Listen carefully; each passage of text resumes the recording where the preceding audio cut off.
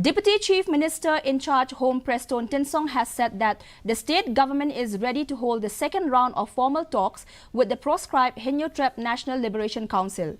Talking to reporters on Friday, Tinsong maintained that the government was awaiting response from the outfit for the second round of talks.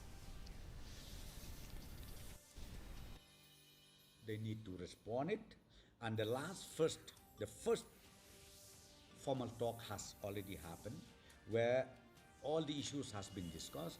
So now we are waiting again for the next meeting.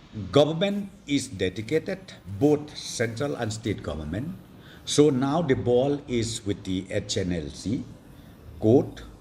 They need to respond it, and the first formal talk has already happened where all the issues has been discussed.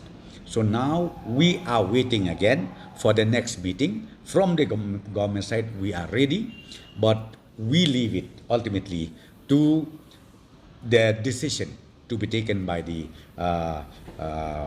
leaders of the organization. The state government cannot deploy its police